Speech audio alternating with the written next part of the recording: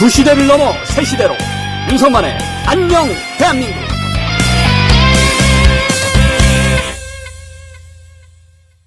시청자 여러분 안녕하십니까? 윤석만의 안녕 대한민국 6월 17일 방송 시작하겠습니다. 광고 말씀 먼저 드리겠습니다. 오늘 오후에 국민의힘 당사 앞에서 우리 동료 시민 여러분들의 기자회견 그리고 집회가 예정돼 있습니다. 행동하는 지성을 보여주시는 우리 동료 시민 여러분께 응원 그리고 다시 한번 큰 박수 보내드립니다. 자, 시민은 말이죠. 우리가 언제나 주권을 가지고 있는 사람입니다. 그러니까 국민이 가지고 있는 주권은 절대 양도될 수 있는 것이 아니에요. 다시 말씀드리면 우리가 권한을 정치인에게 위임할 수 있지만 우리의 주권 자체는 위임할 수가 없습니다. 그리고 그 주권은 분할되지도 않습니다. 주권 자체는 대표되지도 않습니다. 바로 이제 루소의 이야기인데요. 사회계약론의 루소의 말처럼 우리의 주권은 양도될 수 있는 것도 아니고 분할될 수도 없다. 그래서 저는 유권자라는 표현을 그렇게 달가워하지 않습니다. 그러니까 유권자라는 표현이 주로 언제 많이 쓰이냐 하면 선거 때 많이 씁니다. 그러니까 시민의 권리가 오직 투표를 하는 사람이라는 의미로 오해될 수 있어서 저는 유권자라는 표현보다는 시민이라는 표현이 더욱 적확한 표현이라고 생각을 합니다. 즉 우리는 말이죠. 총선, 대선, 선거 때만 우리의 주권을 행사하는 것이 아니라 일상적으로 아주 보통의 하루를 지내면서 매일매일이 우리의 주권을 실현해야 하는 날이다. 그러면 주권을 실현하는 방법이 무엇이 있겠습니까? 우리의 목소리를 내는 것이죠. 네, 목소리를 내는 방법 다양합니다. 여러분이 지지하고 긍정적으로 생각하는 정치인들이 있다면 그들을 응원해 주십시오. 지지해 주십시오. 또 만약에 여러분들이 생각했을 때 문제가 있다. 이 사람은 잘못됐다. 이 정치인이 이렇게 하면 안 된다. 라고 생각하는 정치인이 있다면 그들에게 회초리를 들어주십시오. 혼자서는 힘들지만 여러분이 함께 한다면 얼마든지 큰 목소리를 낼 수 있고 그것이 그들에게 큰 영향력을 줄 수 있습니다. 제가 이 행동하는 지성의 말씀이 나와서 한 가지 좀 소개를 좀 드릴게요. 우리 친한계에는 한동훈 대표와 함께 정말 좋은 정치를 해나가기 위해서 열심히 하시는 분들이 있습니다. 예를 들어서 조경태 의원, 육선의 조경태 의원, 뭐 저도 개인적으로 이렇게 조경태 의원 만나보고 하면은 진짜 훌륭한 분이세요. 육선이니까 당내 최다선이죠. 육선이면은 뭐 정말 정치 오래 하셨는데, 근데 상대적으로 아직 나이도 젊습니다. 네, 한동훈 대표하고 5살밖에 차이 안 나요. 우리가 보통 육선 의원 하면 뭐 한 70 가까이 됐으려나 생각할 수 있는데 전혀 그렇지 않다는 것. 조경태 의원도 젊은 정치인이다. 요즘 기준으로 보면 그렇게 생각을 해주시고 또 응원 부탁드립니다. 또 정성국 의원이 친한계 의원들 중에서는 제가 보기에는 언론 활동이 가장 활발한 분이에요. 그래서 사실 친한계 의원들 입장에서 의원으로서 좀 부담스러운 자리들이 있거든요. 그런데도 마다하지 않고 각종 패널로 열심히 참여하면서 한동훈 대표의 뜻을 또 전하고 또 보수, 개혁, 쇄신 그런 이야기들을 많이 해주는 분들입니다. 자, 근데 제가 소식을 들어보니까 뭐가 있냐면 부산자유민주주의연합이라는 단체가 있나 봐요. 부산자유민주주의연합이라는 단체가 있는데 자, 자유대한호국단 뭐 이게 보일지 모르겠습니다만 제가 잠깐 보여드리면 이런 어떤 그 카드뉴스가 돌아다니는 걸 제가 이제 봤습니다. 잠깐 줌업이 될까요? 네, 이 내용이 뭐냐면 조경태 의원과 그리고 정성국 의원을 대상으로 네, 잠깐만 볼게요. 자, 지금 조경태 의원과 정성국 의원의 사진이 있죠? 그러면서 제목이 뭡니까? 정계 은퇴 촉구 집회입니다. 좌파 DNA 조경태, 한동훈의 입 정성국, 정계 은퇴 촉구 집회. 네. 예, 화면 내리겠습니다, 이제. 예. 자, 생각을 해보십시오. 이분들이 뭘 잘못했습니까? 정계 은퇴를 해야 할 사람은 윤석열 전 대통령을 뒷배 삼아서 호가호위했던 권성동을 비롯한 이 친윤 의원들 아닙니까? 그런데 왜 멀쩡히 정치를 잘하고 있는 조경태, 정성국 의원을 향해서 정계 은퇴 촉구 집회를 합니까? 일정을 보니까 6월 16일 어제였네요. 오후 3시에 조경태 의원 지역구 사무실 앞에서 정계 은퇴 촉구 집회를 아마 했나 봅니다. 그리고 6월 18일 내일이네요. 내일 오후 3시에는 정성국 지역구 사무실 앞에서 하겠답니다. 그리고 아주 친절하게 또 잘 알려줬어요. 뭐라고 돼 있냐? 부암역 4번 출구에 내려서 버스 81번 승차를 하고 부암 교차로에 하차한 다음에 200m 마제스타 서면, 이 마제스타 서면이 무슨 건물 이름인가 보죠? 행진을 한다. 1.8km 행진을 한다. 자, 정계 은퇴 촉구 집회. 여러분, 이거는 우리가 행동하는 지성들이 분노해야 할 사안입니다. 이게 뭡니까? 한동훈 전 대표의 어떤 팔다리를 다 자르겠다는 거잖아요. 그죠? 한동훈 전 대표가 원내에 있지 않으니, 원외에 있으니, 원내에 있는 한동훈 전 대표를 위해 싸우고, 그리고 당의 개혁과 쇄신을 위해 열심히 노력하는 의원들을 정계 은퇴 촉구 집회를 한다? 이거는 말이죠. 행동하는 지성이 아니라 이거는 행동하는 광기입니다. 왜냐하면 앞서 설명드렸죠. 정계 은퇴 촉구를 한다는 것은 이것은 매우 강력한 메시지예요. 그런가 강력한 메시지라는 것은 명분이 있어야 합니다. 자, 얼마 전에 제가 한국 리서치 보도 논평도 해드렸었는데 한국 리서치 논평을 보면 뭐라고 나옵니까? 이재명 정권 창출의 1등 공신 누구예요? 윤석열 73%, 76%였나? 73%.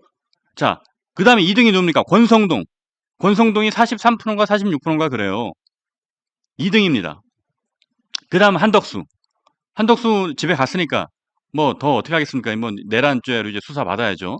지금 출금 상태에 있고. 그러면 권성동 같은 경우는 저 혼자만의 생각이 아니라 한국리서치라는 그 메이저 여론조사 기관에서 조사를 해봤더니 이재명 정권 창출의 2등이다. 그러니까 권성동이라는 사람이 지은 죄가 얼마나 큽니까?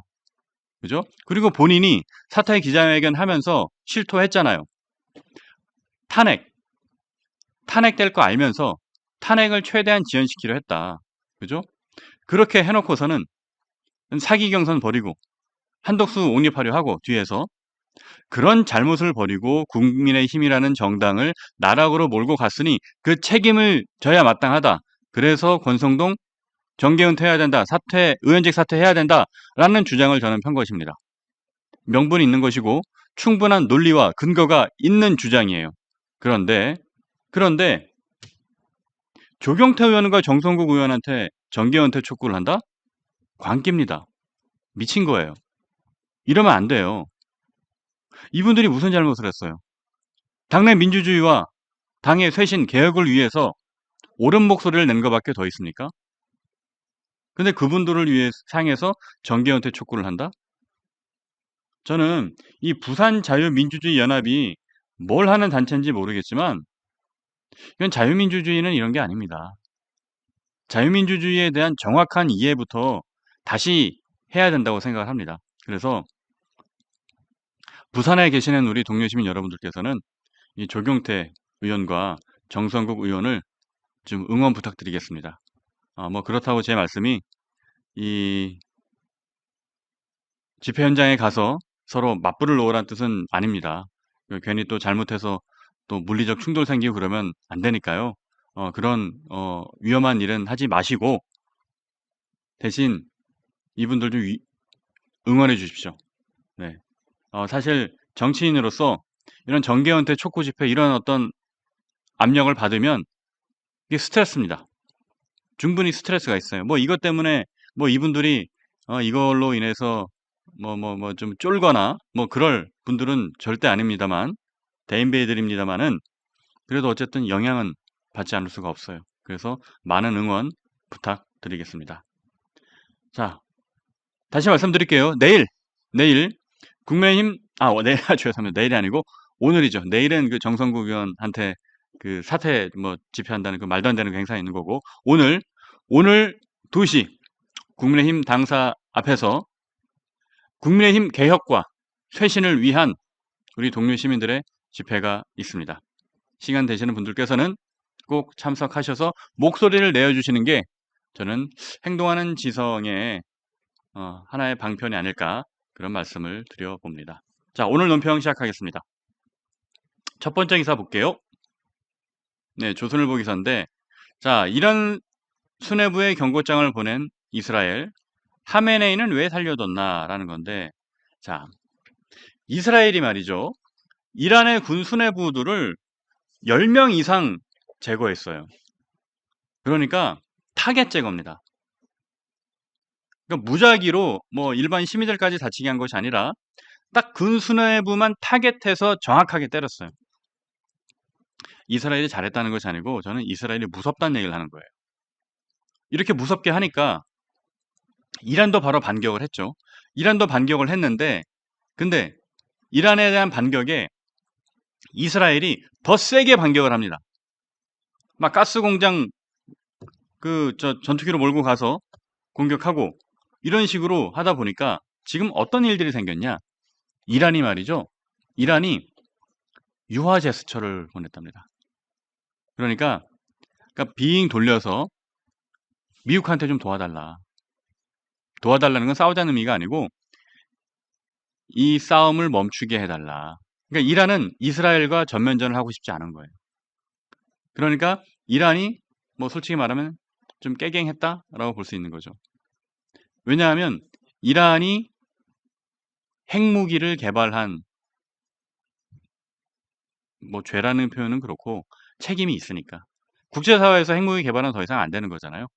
그런데 이란이 핵무기를 개발하고 핵탄두를 만들고 그런 걸 하다 보니까 이스라엘이 먼저 선제 공격을 한 거였죠. 그런데 물론 이스라엘의 방식도 이게 저는 뭐 지지하기는 어렵습니다만은 그렇다 그래서 이란처럼 핵무기를 저렇게 불법으로 만드는 것도 안 되는 거죠. 자, 어쨌든 이란이 지금 뒤로 물러나서 이스라엘에게 미국을 통해서 좀 화해 제스처를 보내고 있습니다. 그리고 실제로 말이죠. 이란은 그 하메네이 외에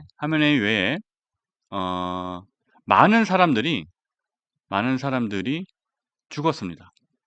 그러니까 이란 군 통수권을 갖고 있는 사람은 최고 지도자인 알리 하메네이인데 이 사람 외에 2인자가 있어요. 모하마드 바겔이라고 이름이 좀 특이하죠. 모하마드 바겔이라고 우리로 치면 뭐 참모총장 같은 건데 이 사람도 죽었고 그리고 이슬람 혁명 수비대 많이 들어보셨죠? 이슬람 혁명 수비대 호세인이라는 뭐 사령관 이 사람도 죽었습니다. 그러니까 하메네이 입장에서는 상당히 쫄아 있을 거예요. 그래서 하메네이를 비롯한 지금 가족들이 다 숨었다라고 하잖아요. 그러면 하메네이는 왜 못 죽인 거냐? 못 죽인 게 아니고 안 죽인 겁니다. 이스라엘 입장에서는 그나마 하메네이가 유화적인 사람이다라고 이스라엘은 판단을 하고 있는 거예요. 만약에 하메네이를 제거했다가는 이란이 더욱 강성파들이 득세하게 되고 그러면 이스라엘 입장에서는 더욱 머리가 아파질 수 있다라는 겁니다. 지금 제가 이스라엘의 사례를 말씀드린 이유는 이스라엘이 잘했다가 절대 아닙니다. 절대 아니에요. 그건 뭐냐? 국가는 힘이 있어야 됩니다. 이스라엘이 힘이 있기 때문에 그 중동의 조그만 나라지만 그 주변에 있는 많은 무슬림 국가들 사이에서 저렇게 무력 과시를 하면서 살 수가 있는 거예요. 힘이 있어야 돼요. 힘의 논리입니다. 정치와 외교에서 명분도 중요하지만 궁극적으로 명분이라는 것은 힘이 바탕될 때 명분이 살 수 있는 겁니다. 힘이 없는데 명분만 살린다? 그거는 입만 살아있는 거죠. 그건 안 돼요. 힘이 있어야 돼요. 그렇다면 지금 국민의 힘이 있느냐? 힘이 뭐가 있습니까? 힘이 하나도 없죠. 지금 여론조사에서 21%밖에 안 나오는데 그걸로 뭘 하겠습니까? 법률도 하나 막을 수도 없어요. 민주당이 법률 하나 제정하면 그냥 자기들 마음대로 다 제정할 수 있어요. 막을 수도 없어요. 그런데 국민의힘은 지금 어떻습니까? 자중질환에 빠져 있는 겁니다. 자, 그래서 저는 힘을 가져야 된다. 힘을 가져야 된다. 그러기 위해서는 국민의힘이 새롭게 태어나야 한다라는 말씀을 드리고, 그러면 이재명 정권이 지금 이렇게 자기 멋대로 할 수 있는 이유는 힘이 있기 때문이에요. 그리고 윤석열 전 대통령이 바보 같은 게 뭐냐면 0.7%밖에 차이 안 나잖아요. 본인이 이겼을 때 0.7%밖에 차이가 안 났고 총선에서 졌기 때문에 민주당이 어마어마한 힘을 갖고 있었잖아요. 그 힘의 실체를 인정하지 않은 겁니다. 바보죠. 다수당이 민주당인데 그거를 자기 멋대로 하려고 하니까 그게 바보입니다. 바보. 그래서 우리는 힘을 키워야 된다. 다음 기사 볼게요. 자, 급기야 이제 조중동에서 이재명을 칭찬하는 뉘앙스의 기사도 나오기 시작을 했습니다. 자, 당대표 이재명과 달라졌다. 대통령 이재명의 예상 깬 3가지 해서 이재명이 대표 시절과 달리 대통령이 되니까 뭐 정신 차렸다. 뭐 그런 내용의 기사죠. 첫 번째는 뭡니까? 그렇죠. 그 25만 원씩 주겠다고 한 거 있죠. 그 민생회복지원금 소비 쿠폰 25만 원씩 주겠다고 했는데 처음에는 이제 전 국민에게 똑같은 금액을 주겠다고 했다가 지금은 달라졌어요. 이제 차등 지급하겠다. 뭐 사실 취약계층에게 더 도움을 주는 것이 우리 보수 쪽에서는 늘 해왔던 이야기잖아요. 그래서 그렇게 생각이 바뀌었다라는 거 있고 또 외교무대에서도 두 번째 정상 통화를 할 때 중국이 아니라 일본이랑 한 것. 그죠? 왜냐하면 문재인은 두 번째 통화를 중국이랑 했거든요. 네. 그래서 그런 부분이 달라졌다라는 거. 그리고 민주당이 이제 여러 쟁점 법안이 있습니다. 그런 쟁점 법안을 밀어붙이려고 할 때 이재명이 뭐라 그랬습니까? 본인의 신상과 관련된 법안은 무리해서 처리 안 했으면 좋겠다. 이렇게 얘기한 거예요. 그것이 대통령이 되니까 좀 달라졌네? 맞아요. 뭐 사실 이재명 대통령이 당대표 시절과 비교했을 때 지금 말한 거는 저는 잘한 것이라고 봐요. 그리고 또 한 가지 더 뭐 있습니까? 한동훈 전 대표가 제안했던 거 있죠? 나토에 참석하라는 제안. 아마 그것도 할 것 같아요. 한동훈 전 대표의 제안처럼 이재명 대통령이 그걸 받아들일 것 같아요. 잘한 겁니다. 잘한 건 잘했다고 해야죠. 근데 윤석열은 뭡니까? 한동훈 전 대표가 그렇게 이런저런 좋은 얘기, 좋은 제안 많이 하더라도 뭐 하나도 안 받아들였잖아요. 심지어 나한테 직접 전화하지 마. 비서실장 통해서 전화해. 그런 말까지 하고. 그래서 저는 그래서 윤석열 전 대통령이 바보다. 바보라고 얘기를 하는 겁니다. 저는 좀 약간 아둔한 사람이다라고 저는 생각을 합니다. 다시 말할게요. 이재명 대통령이나 윤석열 전 대통령이나 두 사람 다 성정이 포악하고 그리고 인품이 바른 사람은 아닙니다. 둘 다. 둘 다 그렇게 좋은 사람은 아니에요. 그러나 이재명 대통령은 영악하고 윤석열 전 대통령은 아둔하다. 그 차이가 있다고 저는 생각을 합니다. 다음 기사 보겠습니다.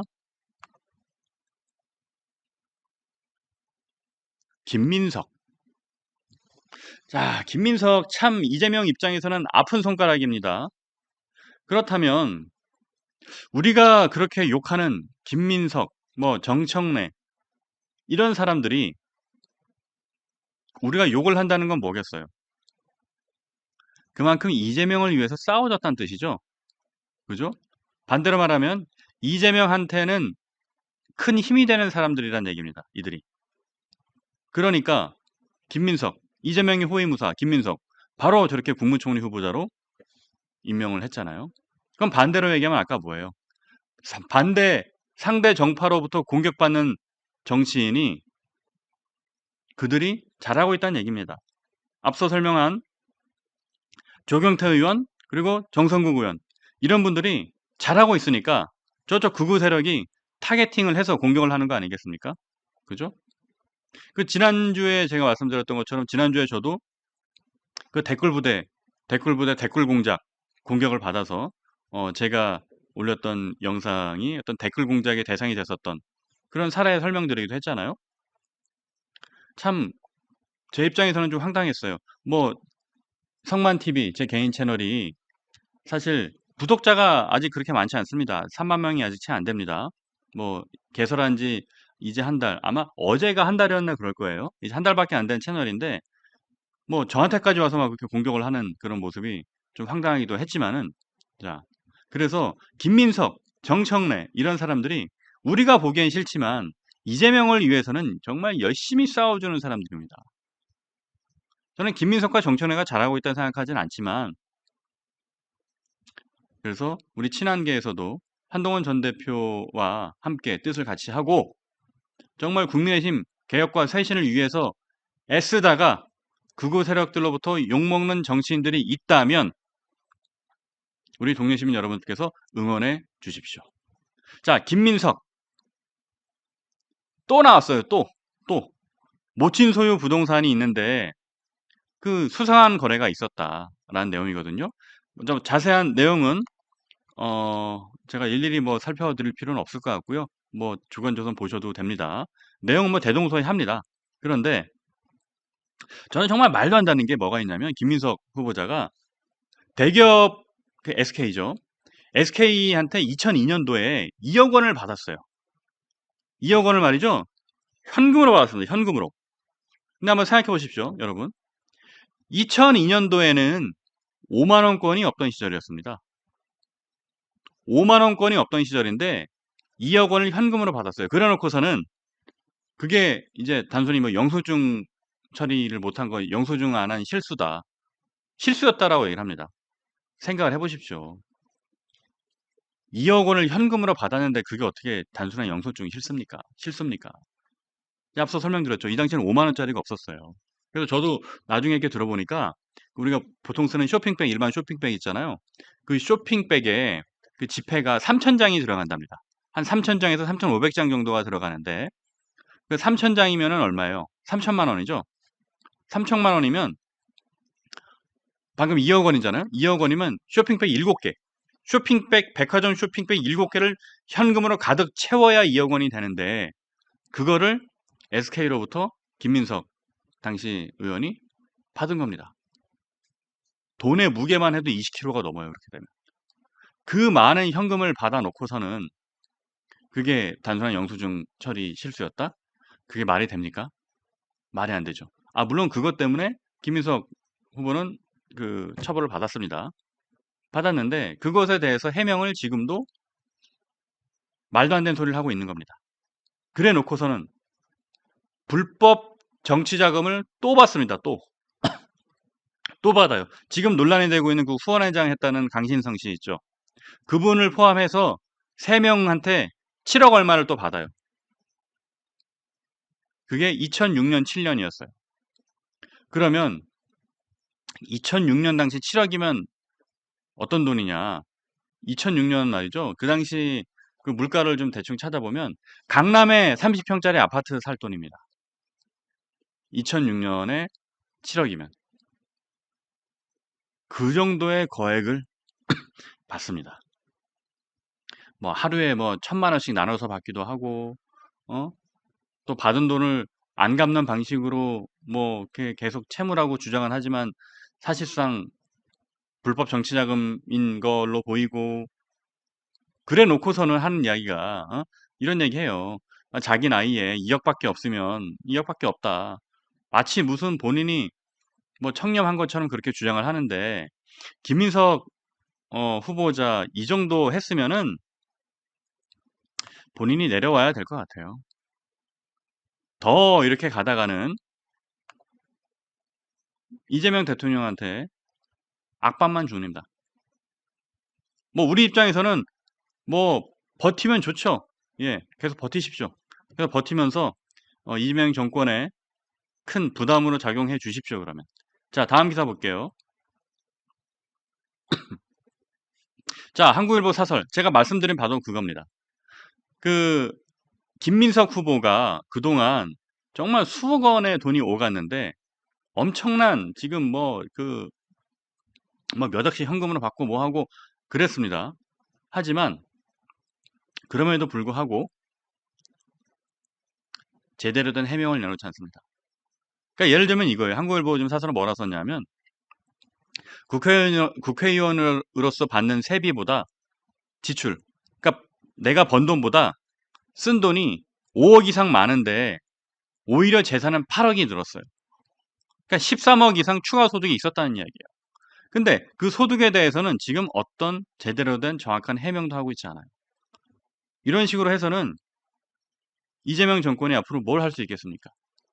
그죠? 자, 김민석 후보자 결단이 필요합니다. 네.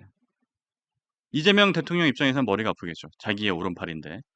하지만 잘못한 건 잘못한 거니까. 자, 다음 기사 볼게요. 참, 뭐 까도 뭐가 계속 나옵니다. 자, 김건희 씨가 오늘 어젠가요? 아산병원에 입원했습니다. 아산병원에 입원했다는 기사를 봤는데 아산병원에 입원했다라는 기사 참 재밌는 게 뭐였냐면 기사 말미에 기자가 뭐라 썼냐. 갑자기 김건희 씨가 입원을 했는데 제일 마지막 기사의 문구는 김건희 씨가 위중하지는 않은 것으로 뭐 보여진다, 드러났다. 뭐 그렇게 쓴 거예요. 그러니까 지금 김건희 특검이 시작이 되잖아요. 이제 곧 김건희 특검이 시작이 되는데 마침 특검 시작을 앞두고 입원했습니다. 근데 기자가 확인한 바로는 위중하지 않대요. 그럼 병원에 왜 입원한 겁니까? 뭐 이게 많은 정치인들의 공식이죠. 일단 수사가 들어오면 휠체어 타고 입원해서 누워서 수액 맞고 아마 그런 초식을 쓰려는 게 아닌가 생각이 듭니다. 자, 다음 기사 보겠습니다. 그래서 앞서 설명했던 얘기는 그거예요. 김건희 씨가 비화폰으로 민정수석과 통화를 오래 했다. 그게 뭐겠어요? 본인에 대한 수사 그런 거에 대한 내용이 아니었겠어요? 그런 의혹들이 있는 거죠. 김건희 특검을 통해서 아마 모든 것들이 밝혀질 겁니다. 그리고 이것도 갈수록 코미디입니다. 자, 건진법사. 도대체 건진법사란 사람, 이 윤석열과 김건희 주변에는 뭐 이런 법사들이 많아요, 법사들이.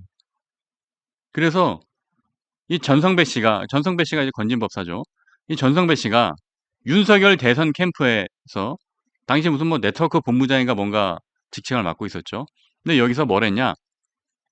댓글 부대를 운영한 정황이 포착됐다는 겁니다. 댓글 부대. 실제로 단체 카톡방 같은 게 있겠죠. 거기에서 추미애와 윤석열 갈등을 부각을 해서 추미애를 공격하자. 뭐 그런 식의 글을 올리는 등 댓글 부대를 사실상 운영한 정황을 포착했다. 누가? 검찰이 탈탈 털고 있는 겁니다. 그래서 윤석열, 김건희 이 두 부부의 어떤 비리, 혐의, 편법, 불법 그런 것들이 드러날 거예요. 그러면 이 내란 청산 작업에서 윤석열 전 대통령을 뒷배로 호가호위했던 친윤 세력들 어떻게 되겠습니까? 이제 그 얘기를 하려고 합니다. 그 친윤 세력들을 어떻게 되겠어요? 쓸려나가는 겁니다. 그런데 그런 상황인데 다음 기사 볼게요. 어제 어떤 일이 있었느냐? 어제 국민의힘이 원내대표를 선출했습니다. 송원석 의원이 선출됐습니다. MBC 뉴스의 기사의 제목입니다. 권성동 물러나고 또 친윤 원내대표 송원석. 사실 송원석 의원은 3선밖에 안 돼요. 그런데 원내대표가 됐습니다. 친윤이죠, 친윤계. 60표를 받았다고 하는데, 자, 60%는 안 되죠. 총 106명이 투표를 했으니까 한 50, 한 7, 8%를 받아서 당선이 됐습니다. 송원석 의원. 그러면 송원석 의원이 과연 제대로 된 개혁을 할 수 있을까라는 생각이 듭니다. 어제 원내대표로 당선되고 뭐라고 얘기를 했냐면 이런 얘기를 했습니다. 우리는 변화와 쇄신이 필요하고 더군다나 과거로 퇴행적인 그런 행위를 하는 것은 대단히 잘못된 생각이고 미래만 보고 가야 된다. 라는 이야기를 했습니다. 변화와 쇄신이 필요한데 변화와 쇄신을 할 겁니까? 송은석 의원? 과거로 퇴행적인 그런 행위를 하는 건 대단히 잘못된 생각이다. 자, 과거로 퇴행적인 그런 행위가 뭡니까? 비상계엄과 탄핵 반대, 윤 어게인. 국민들은 그런 거를 과거로의 퇴행적인 행위라고 생각을 하거든요. 그리고 지난번에 한밤중에 모두 잠든 후에 한덕수로 후보를 갈아치우려 했던 그 당내 쿠데타. 그런 게 과거로 퇴행적인 행위거든요. 근데 송원석 신임 원내대표가 생각하는 퇴행은 무엇입니까? 물어보고 싶네요. 앞으로 어떤 변화와 쇄신을 할 겁니까? 송원석 의원은 말이죠. 그 윤석열 캠프, 그러니까 윤석열 대선 후보 때 캠프의 정책조정본부장을 했었어요. 그리고 탄핵 반대 집회를 주최하기도 했습니다. 말 다 한 거죠. 탄핵 전국에서 윤석열 대통령이 탄핵되는 것을 반대하는 그런 집회를 했답니다.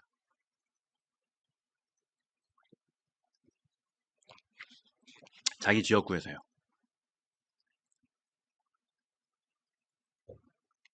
그러면 이분이 본인이 개혁과 쇄신의 대상 아닙니까? 본인이 퇴행 아니에요? 심지어 말이죠.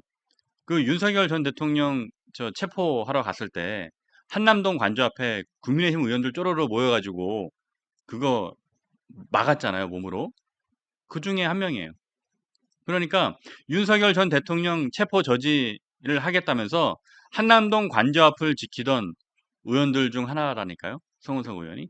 그런 사람을 원내대표로 뽑았습니다. 그렇다면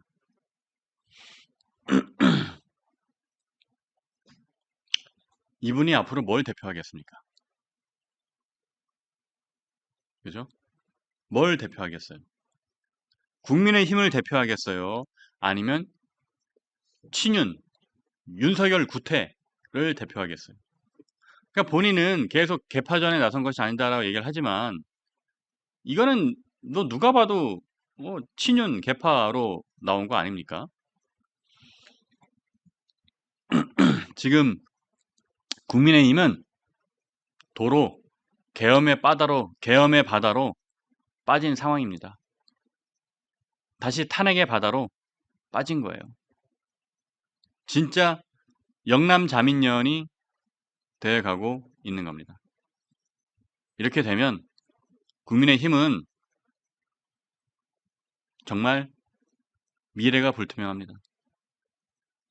미래가 불투명해요.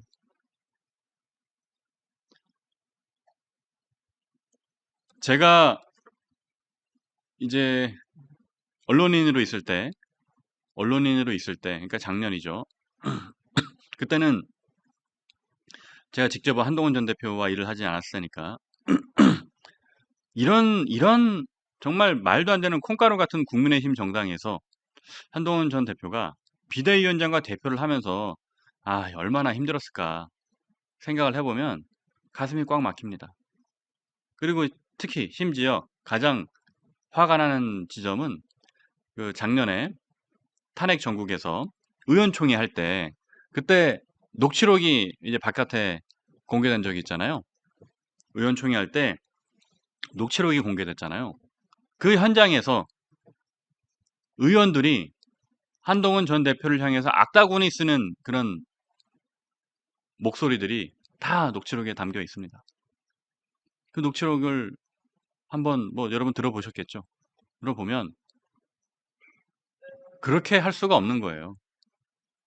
그래도 명색이 당의 대표인데 당 대표에게 그렇게 막말을 하고 폭언을 하고 물병까지 집어 던지고 그런 모습들이 이게 제대로 된 정당에서 가능한 일이겠습니까?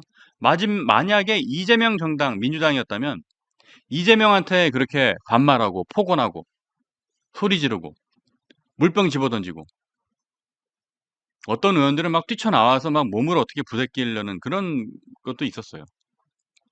이재명한테 그렇게 했을까요? 이재명한테 만약에 그렇게 했으면 그 의원 어떻게 됐을까요? 아마 바로 제명되지 않았을까요? 저는 이재명처럼 뭐 일극화 체제를 만들어야 된다는 뜻이 아니라 적어도 매너와 예의를 갖춰야 된다는 겁니다. 당대표에게 그렇게 행동을 한다는 건 당대표를 우습게 보는 거죠. 당대표를 인정 안 하는 거죠. 지금 친윤의 행태를 보세요. 김용태 비대위원장이 나름 개혁안을 만들어서 뭔가를 해보려고 하잖아요. 그죠? 나름 뭔가를 해보려고 합니다. 물론 김용태 비대위원장도 개혁과 쇄신의 프로파간다 뒤에는 뭐 다른 정치적 속내가 있겠죠. 하지만 적어도 김용태 비대위원장이 말하는 표면적인 어떤 개혁의 방향이 옳은 것도 있단 말이에요. 그런데 친윤들은 어떻게 합니까? 친윤들은 35세 초선의 젊은 비대위원장이라고 무시하잖아요. 무시하고 그래 너는 뭐 지져라 나는 내 마음대로 하겠다. 그런 생각을 친윤계 주류 의원들이 하고 있는 것 아닙니까? 그래서 삼선의 송원석 원내대표를 사령탑으로 뽑고 결국 뒤에서 중진과 친윤 주류 의원들이 자기 멋대로 국민의힘을 또 가져가겠다는 것 아니겠습니까? 정말 당이 말이죠. 아사리판입니다. 이렇게 친윤들이 돼 있죠. 그리고 또 웃긴 것은 고성국 배승희를 비롯한 또 뭐 우리공화당, 자통당 이런 사람들이 당원 가입을 독려하고 있어서 이들이 다수가 당원으로 또 들어오고 있어요. 골치 아픈 겁니다. 우리는 짠물을 빼기 위해서 정말 우리 당원 배가 운동 열심히 하고 있는데 그 짠물들이 또 들어오고 있어요. 거기에다가 이낙연 세력들까지 뭐 본인들은 그렇게 표현하더라고요. 김문수를 숙주 삼아서 당을 접수하자고. 물론 숫자는 미미하겠지만 정말 좀 국민의힘이 아사르판이 된 겁니다. 뭔가 진짜 명확한 리더십, 대안의 리더십이 딱 그립을 잡고 개혁과 쇄신을 해 나가야 되는데 그것도 모자랄 판국에 도로 친윤당이 돼버렸으니 미래가 참 불투명합니다. 자, 마지막 기사 좀 보겠습니다. 오늘은 이 기사로 윤석만평을 대신하겠습니다. 자, 오세훈, 이준석, 김용태, 김재섭과 만찬 회동. 그저께예요. 오세훈 서울시장이 15일 그저께 김용태 비대위원장, 김재섭 의원, 이준석 개혁신당 의원 저녁 식사를 함께 했습니다. 그러면서 오 시장이 이 자리에서 뭐라고 얘기했냐면 젊고 개혁적인 정치인들이 주축이 돼서 국민의힘과 보수의 변화, 쇄신의 역할을 해달라 뭐 이런 취지로 말을 했다고 합니다. 그리고 요거에 대해서 이제 해석을 조선일보는 뭐라고 했냐 이 범보수 진영에서 이렇게 해석을 했다는 겁니다. 오세훈 시장이 개혁 소장파 의원들이 6.3 대선 패배를 수습하고 보수 진영을 개혁해 나갈 수 있게 힘을 실어준 거다. 그러니까 오세훈 시장이 젊은 의원들에게 힘을 실어준 거다. 그래서 젊은 의원들 중심으로 개혁을 해봐라 라는 이야기를 했다는 겁니다. 실제로 참석자들한테 이런 얘기를 했대요. 여기 있는 분들이 중심이 돼 당을 개혁했으면 좋겠다.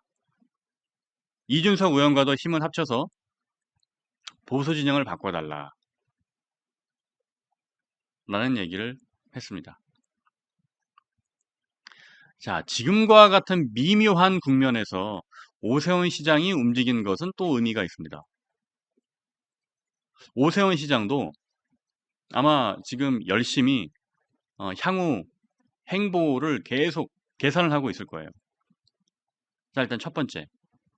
내년 지방선거에서 서울시장을 한 번 더 한다. 선택지는 두 가지죠. 내년 서울시장 선거에 한 번 더 나간다. 두 번째, 당권을 잡는다. 그 두 가지 생각을 하고 있을 겁니다. 근데 당권을 잡더라도 아마 지금 이번 여름에 예정돼 있는 전당대회는 나오지 않을 겁니다. 왜냐하면 오세훈 시장 입장에서는 지방선거 패배가 충분히 예상되고 그리고 내란 특검으로 당이 초토화될 것을 아는 상황에서 서울시장직을 버리고 나오지는 않을 거예요. 그렇다면 내년 지방선거에 출마하지 않고 그 다음 당권을 노리는 전략을 오 시장 입장에서는 세울 수도 있습니다. 하지만 현실적으로 아마 오세훈 시장은 서울시장직을 한 번 더 하기를 꿈꾸지 않을까라고 저는 생각을 해봅니다. 제가 파악하기로 오 시장은 그럴 것 같아요. 그러고 서울시장직이 끝나고 아마 다음 대선에 한 번 더 나오는 그런 로드맵을 세울 것 같습니다. 이야기는 뭡니까 그러면? 오세훈 시장은 계속 밖에 이제 후견인처럼 뭐 일종의 상황처럼 있으면서 젊은 세대, 김용태, 김재섭, 이준석 이런 사람들을 앞에 세워두고 개혁과 쇄신의 목소리로 이들이 당권을 잡게 하는, 당의 얼굴이 되게 하는 그런 전략을 생각해 볼 수 있겠죠. 이거는 홍준표 시장도 마찬가지입니다. 홍준표 시장도 그런 꿈을 꾸고 있을 거예요. 자, 이지훈님 어차피 서울시장 안 될 듯이요 말씀해 주셨는데 지금 같은 상황에서는 그렇죠. 지금 같은 상황에서 내년 지방선거를 치른다 하면 대구, 경북 이외에 지자체장, 광역지자체장, 광역단체장으로 승리할 수 있는 곳이 아마 없을 겁니다. 근데 이 기사에서 이제 킬포인트가 있어요. 킬포인트가 뭐냐? 오세훈하고 요 세 명의 정치인이 만난 자리에 누가 껴 있었냐? 권영진 의원이 껴 있었습니다. 권영진 의원. 자, 권영진 의원 누굽니까?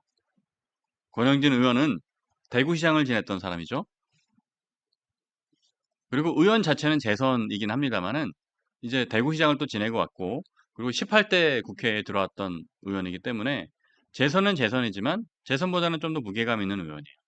그런데 이 권영진 의원도 작년 의총에서 엄청나게 항의했던 의원 중 한 명입니다.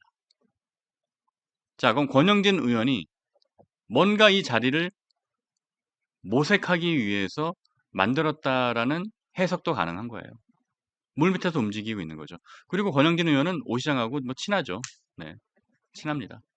옛날에 이명박 정부 때 같은 친이계이기도 했었고. 자, 이런 상황에서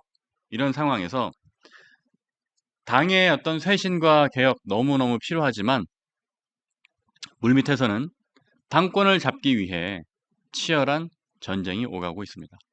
이준석 의원 그렇게 이재명과 맞서 싸운다라고 얘기해놓고 지금 이재명 대통령이 탄생한 뒤에는 아무 말도 안 하고 있어요. 그냥 조용히 이렇게 오세훈 시장 만나고 그러고 있습니다. 왜 이재명에 대한 견제를 안 하고 있을까요? 왜 그럴까요? 뭐 본인에 대한 제명안이 올라와 있으니까 눈치를 보는 것 아닐까요?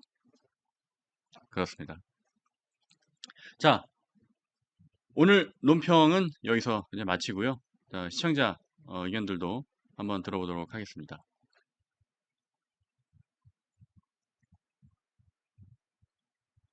네. 하루님, 우리는 어려울수록 뭉치고 책당 가입만이 무기입니다. 탈당 말하는 사람은 자통당 사람들이 분열시키려고 하는 겁니다. 저도 이제 그런 댓글들을 좀 봤습니다.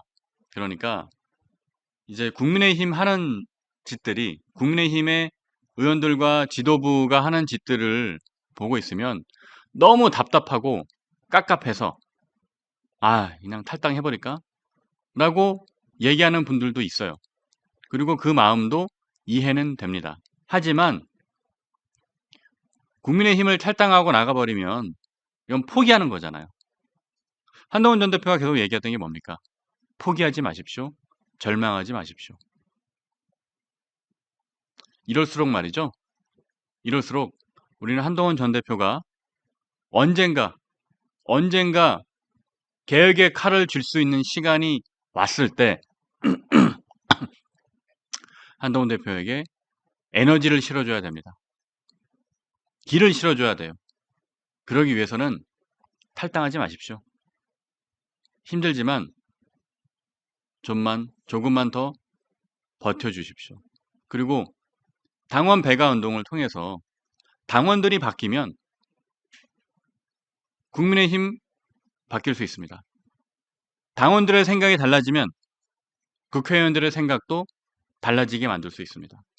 그래서 열심히 우리는 당원 배가 운동을 하고 또 오늘 2시에 있는 집회처럼 행동하는 지성으로서 여러분의 목소리를 강하게 내주시길 부탁드리겠습니다. 오늘 2시 국민의힘 당사 앞에서 집회가 있습니다. 시청해 주셔서 감사드립니다. 이 시간 방송 여기서 마치겠습니다. 고맙습니다.